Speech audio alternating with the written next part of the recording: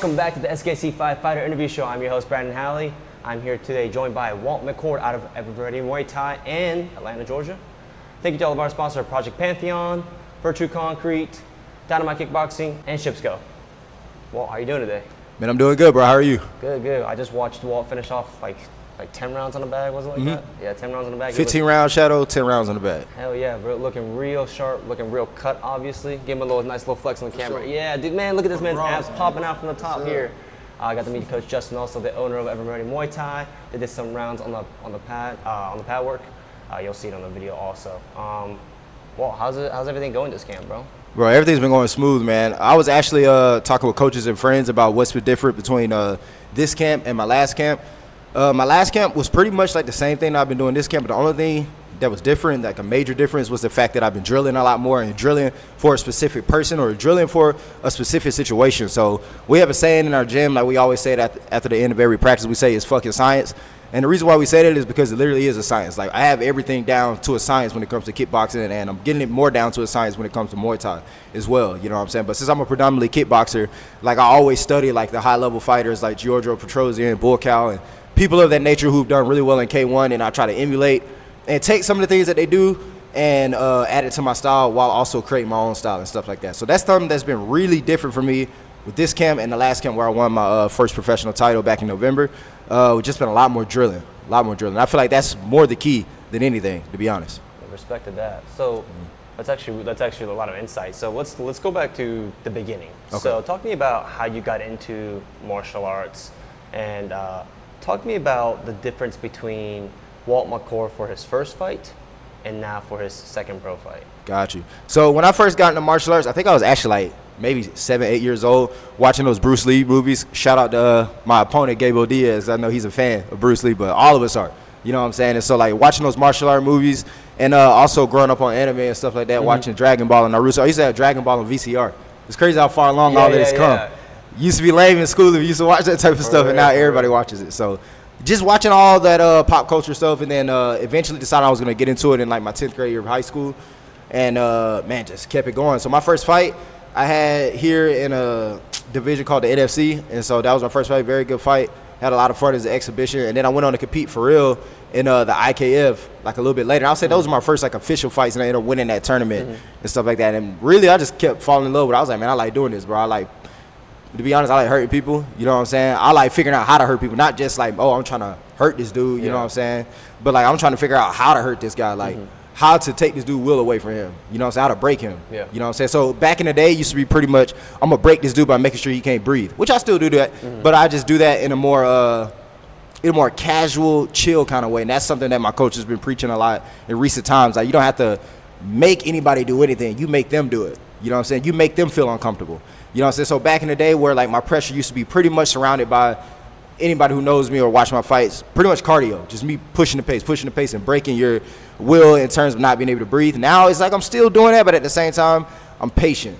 You know what I'm saying? So as I'm patient and you're doing what you're doing and you're realizing that it's not working and stuff like that, it slowly starts to get at you, especially eating at you after round after round after round. Yeah. You know what I'm saying? So like you said, this science, right? Exactly. Like it's a serious science behind it. Yeah. Respected that, man. Talk to me about, so we already talked about some of the fighters that you've emulated too, but talk to me about when you like discovered Japanese K1, because I love Japanese K1. Tell me who your favorite fighters in Japanese K1 are. Man, I knew Masato, of course, like from back in the day and stuff, because my uncle really liked Masato, but I think like I really got into the Japanese K1 scene during COVID when none of us had anything to do, but the Japanese were still over there fighting and stuff like that. And I think like my first fighter that I watched that I really kind of gravitated towards was Takeru.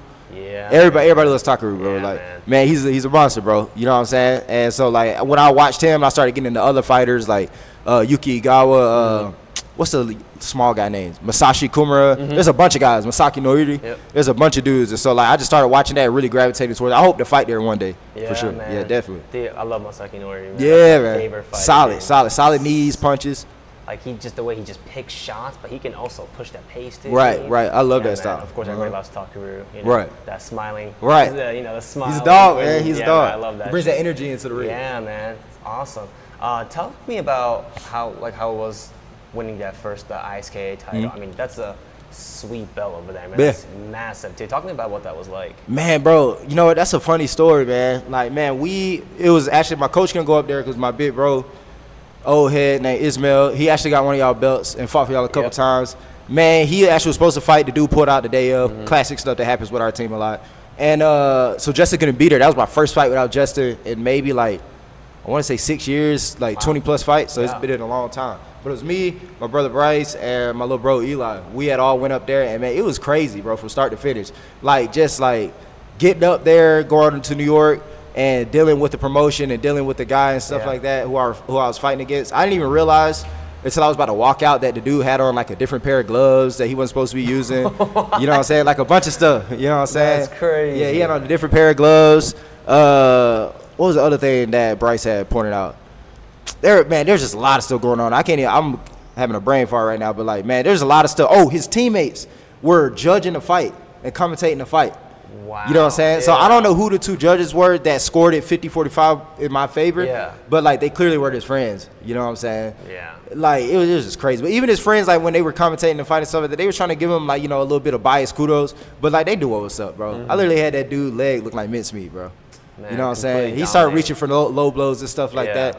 By the way, O'Reilly, if you watching this, bro, you can always get that smoke at any time. I need fights for real, bro. It ain't even no disrespect. Man. Like, bro, I don't want to sit on the back burner. I don't know what you want to do, but, like, I'm always here. But hey, we'd love to have you in SKC. We love to have you in SKC, man. You can challenge me for the belt, no problem. Yeah, man. Would you do Muay Thai rule sets too? Yeah. Anytime. So absolutely. Kickboxing, Muay Thai. What else would you bare knuckle? Nah, I ain't doing all that. No, shit. bare I'm too pretty. I'm too pretty for all that, bro. I'm too pretty for all that. Yeah, man. Okay. Talk to me about. So you mentioned anime too. Anime like Dragon Ball Z. Right. Talk to me about who your favorite character is. Dragon Ball, man. I know everybody pretty much gravitates towards Goku because he's the main guy. You know what I'm saying? Yeah, man. Or Jiren. You know what I'm saying? Because he's like a new main guy. You know, and I think everybody gravitates towards them because they're like damn near perfect. Yeah. But I like the guys who aren't perfect and have to do their best to be perfect. So Vegeta is my number one. You know what I'm saying? For sure. Because, like, he's always been that guy who's, like, constantly chasing after Goku. Yeah. Constantly trying to be the best. Constantly getting embarrassed. Yeah. You know what I'm saying? To the point where, like, the average person would quit. Yeah. You know what I'm saying? And so, like, I really like that. I'll fight anybody. You know what I'm saying? I'm the best no matter what type of mentality. And I really take that to heart. Him, Rock Lee. Rock Lee's very similar. You know what I'm saying? And Naruto. You know, I just really like those guys that really just try to get out the mud. Yeah, man. Like the underdogs, you know. The underdog guys, for sure. It's more realistic to what's actually happening in the real world. Yeah, man. Right. Talk to me about that too. So, like, would you say starting out in martial arts, you were the guy? 'Cause I have a teammate like that. I have a teammate. He's just talented at fighting. You know, he's got that natural skill set with him.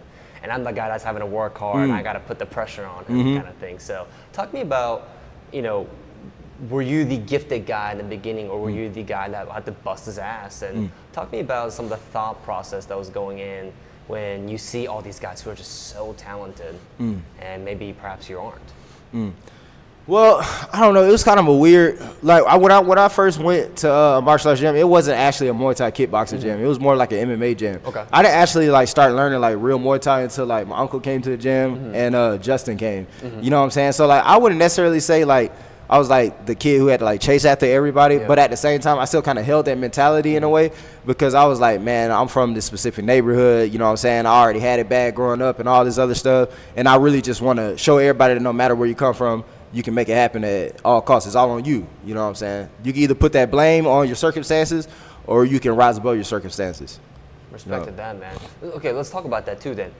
Tell me your why. Why do you keep fighting? You know, you've had dozens, you know, how many fights now? 20 plus fights? All right, 20 plus. You got 20 plus fights now. Why do you keep coming back into the ring? Bro, past the addiction, bro, I really like the inspiration and the feel I give to other people. Like, especially like young men, even older men, like just men in general.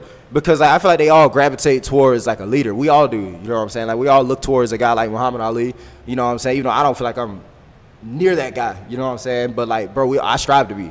Because like he was a man of the people, you know what I'm saying? He inspired kids, women, children, everybody. I want to get to that level where I can like really like kind of have people gravitate towards me and kind of relate to me, you know what I'm saying, and everything that I've been through. Or even if they can't relate to me specifically how I grew up or anything like that, they can relate to something that I've done in life and be like, yeah, I understand exactly where you're coming from. You know what I'm saying? So I just want to be relatable and, you know what I'm saying, be somebody who can inspire others. Yeah, that's the main be thing. Respectable. Right, be respectable. Yeah, exactly. I mean, you know, I can't say I relate to a lot of people's, you know, lifestyle. Right. But, in the way that they grew up, but I respect their crafts. You know? Right. I respect the purpose, Right. their purpose. And Right. It doesn't matter where you come from, yeah. It's about the work you put in. Exactly, and that's honestly something I've really enjoyed talking to all these different fighters traveling, is that listening to their why, listening to their purpose. It's really inspiring. You Right. know? My why, especially nowadays, I don't know what's up, man. I mean, I do, but I just don't want to say anything too crazy on your camera. But like, man, I feel like modern society has taken men, the image of men, and like has kind of like watered it down and like made it. I don't know if you want to say like weak, but just made it like very like soft. Yeah. Like kind of like plush dollish. And I don't agree with that, bro. I feel like, you know, men should definitely like be like in tune with their emotions and things like that, but I think like we should also have a bit of stoicism, and that's my word of the year, stoicism. Like you should be stoic, you know what I'm saying? You shouldn't like be so like agitated and like emotionally like vulnerable to the point where like people can literally call out how you are and stuff like that, you know what I'm saying? As a man, that's my personal opinion. I feel like a lot of men out here these days are like that. And I don't like that. So like I want to show like these young men especially that like, man, it's okay to like be emotionally vulnerable, but you do that with a group of people who care about you. Don't wear your emotions on your sleeves, bro. I do not agree with that at all. I feel like that's a trend, especially with social media, that's come up and come around, and I just don't agree with that whatsoever. Interesting. All right, let's talk about this upcoming matchup against Gabriel Diaz-Lee. He's actually a local fighter from my area in Charleston, South Carolina. Talk to me about what do you know about him, and where do you feel like you have an advantage over him? Right. I know he fought in karate combat, you know what I'm saying? I've watched karate combat just for fun, you know what I'm saying? But like I've never really gravitated towards it unless it's been like Raymond Daniels or somebody like that, just because I knew him from Glory. Yeah. But everybody saw what happened to Raymond in Glory, you know what I'm saying? And so there aren't any like weird takedown rules and stuff like that in kickboxing and stuff like that. So you got to really rely on your striking and stuff. And so the main thing, like I'm gonna go back to the science and stuff like that. Bro, I have this kickboxing stuff down to a science. You know what I'm saying? I know what you can and can't do. I know when to do stuff, and I know why I'm doing it. And so that's the advantage I have over him is IQ. You know what I'm saying? I don't know about his physical because I never met the guy. You know what I'm saying? I don't know if he's fast or strong, but I don't really care about any of that because none of that's going to matter when he get in there with me and he understand that, like, oh, there's legit levels to this. For real. So we talked about this a little bit when I came in. We were talking a little bit about your matchup. Talk to me about the statement you want to make with this fight. Right. So, like I was telling you when we first met up, like I've always felt like people understand that, like, okay, Walt has great cardio. Okay, Walt has great technique.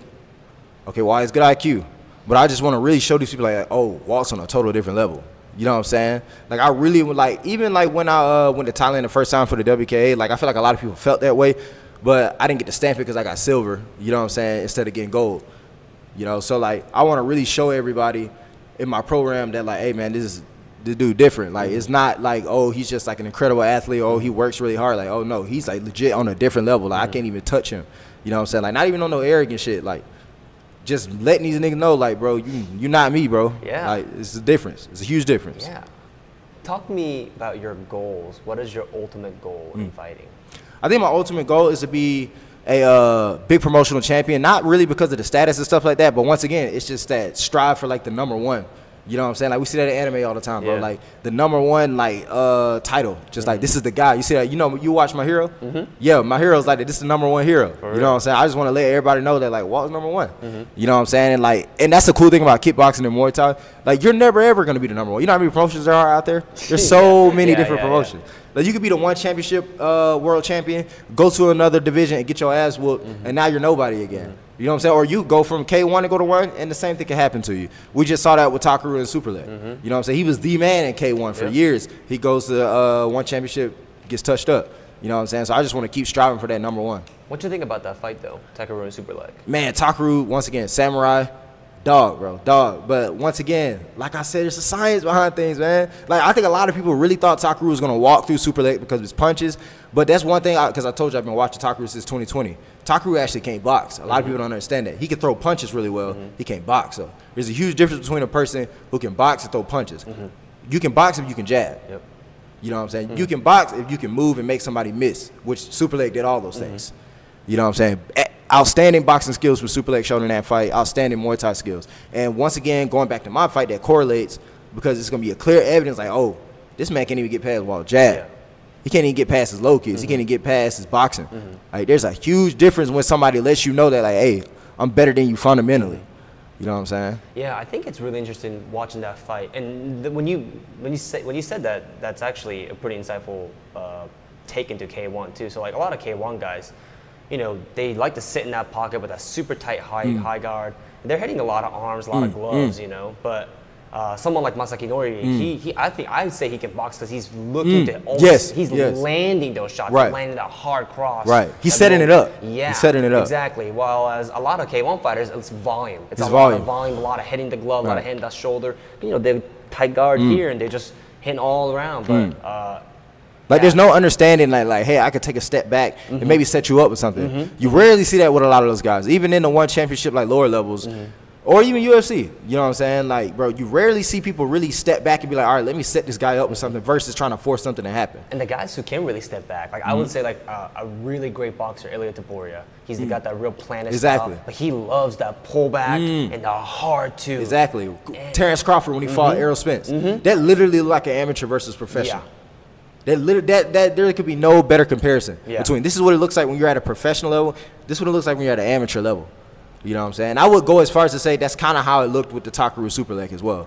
You know what I'm saying? This looked like a guy who's been doing it for forever, and this looked like a guy who's been doing it, but not near as much as this other guy. And the lack of adjustments in that fight too. Like, hey man, you're getting your leg like kicked off, bro. Why aren't you checking any of that shit? Exactly. Because again, those K1 guys, man, they finish with kicks, but they use kicks as setup for their punches. Exactly. So you see the lack of adjustment in that and I think that's why I feel like Muay Thai is the #1 martial art.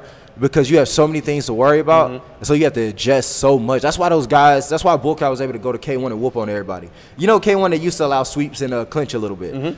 They stopped that because of Bullcow, because he went in there and smashed everybody. Really? Yeah. So, once again, like, man, Muay Thai, karate, Taekwondo. You know what I'm saying? Muay Thai, there ain't nobody touching Muay Thai, bro. People go to Thailand, including karate guys, to learn from them because of the skills that those guys have. And which I also did last year, in the beginning of last year. Like, that type of knowledge, unparalleled. The type of knowledge that we have at Ever Ready Muay Thai, unparalleled. Yeah, talk to me about that. So talk to me about your gym a little bit. So I know Ever Ready Muay Thai, they just got to a brand new facility. I got a tour of it. You'll see it on the video. It's super nice, very clean. Got the beautiful natural lighting, right? This is such an amazing gym. Congratulations to everybody at Ever Ready Muay Thai. Talk to me about some of the teammates that you really vibe with and that you really get to train with. And also, since you're such a veteran, do you want to give out any shout outs to teammates that you are mentoring on their come up to their journey? Well, there is this one kid, I hope he gets back into it because he has so much talent and stuff like that. His name's Roman Valderez.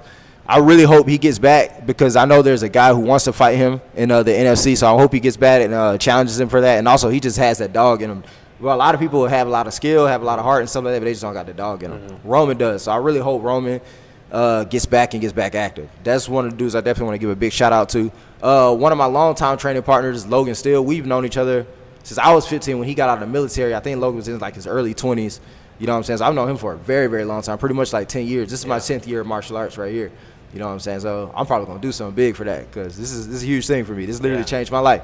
So just knowing Roman and Logan and really Ismail. I met Ismail in like 2020, but he's kind of like an older brother to me. I call him Batman, bro, because like a lot of people don't know, but like, you know, he do this for fun, bro. Like he definitely don't got to do this like whatsoever. He literally do this because he just like competing and he can't let it go.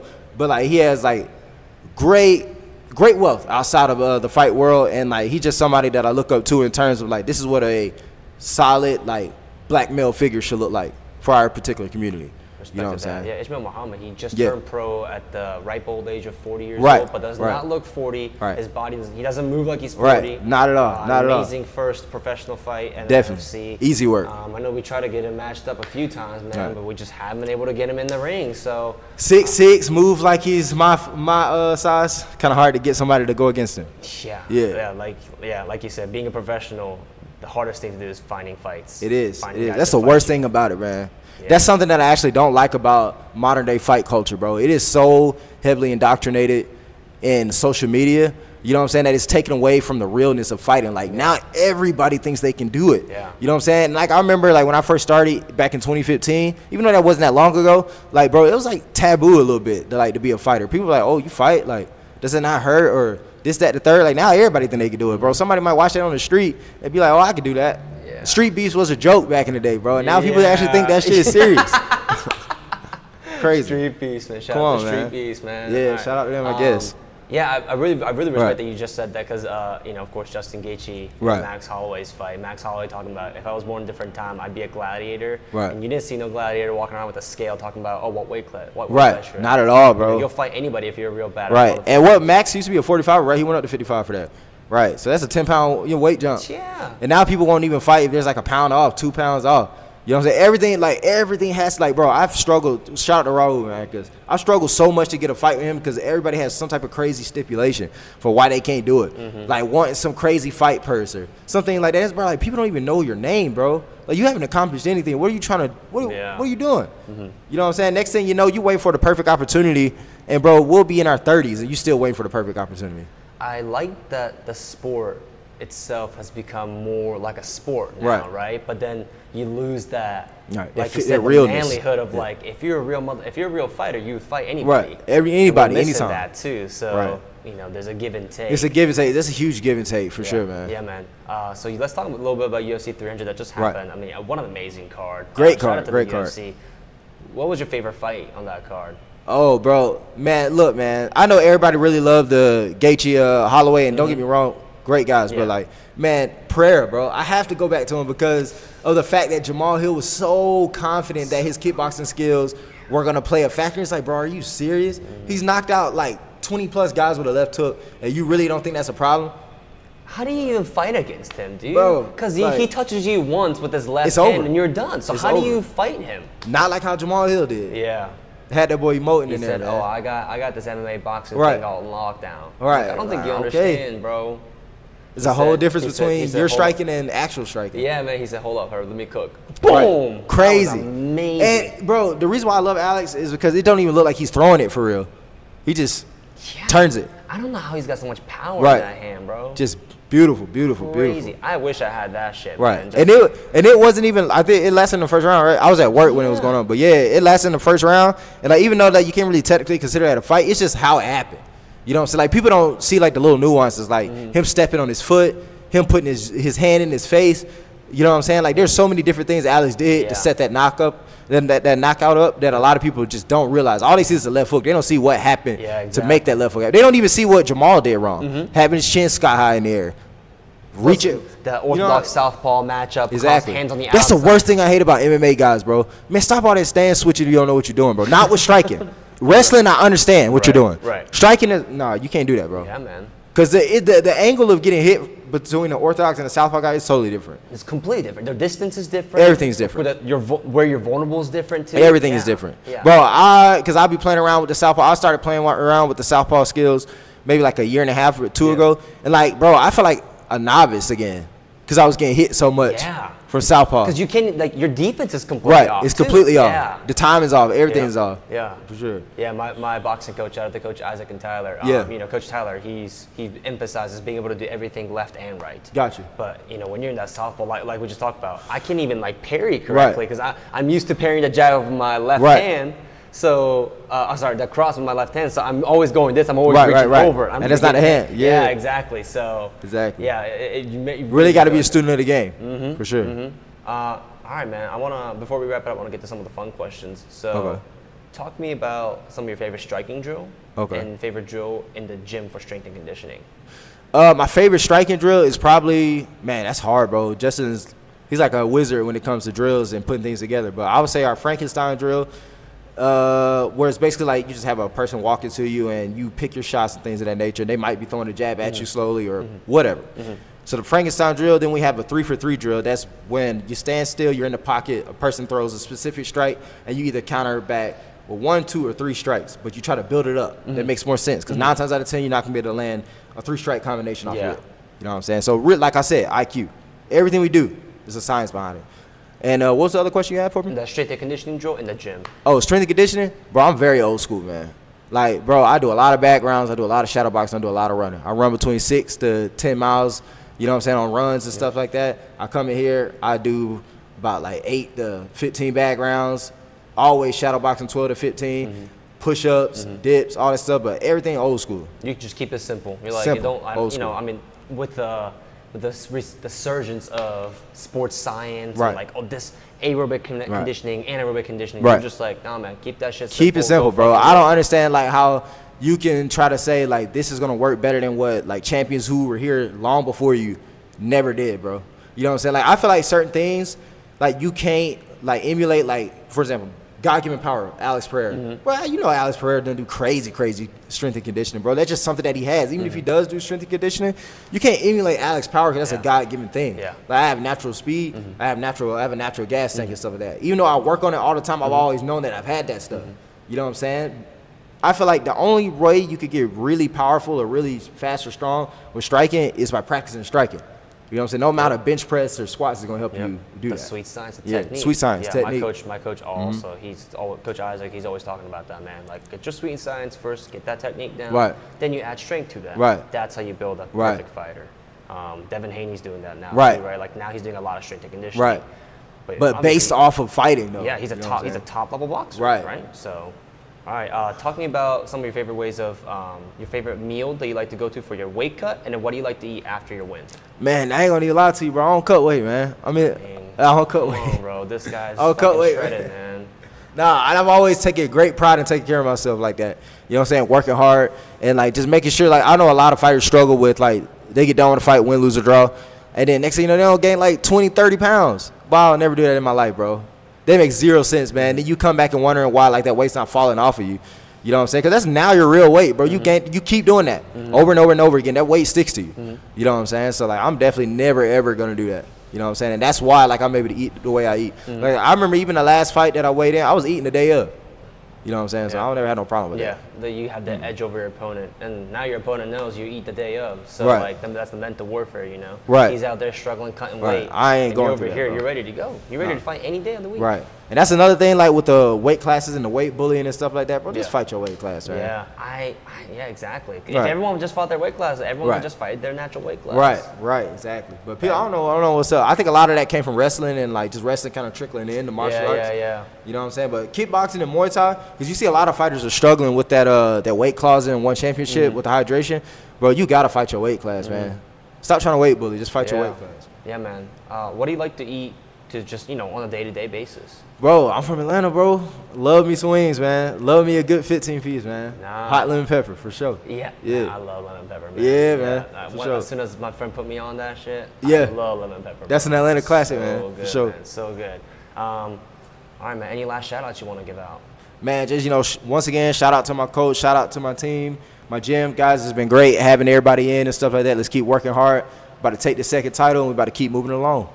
Guys, tune in May 11th. Come watch Walt McCord fight live for his second professional title as the main event of the SKC 5 card. May 11th and the Foundry in Greenville, South Carolina. We'll see you there.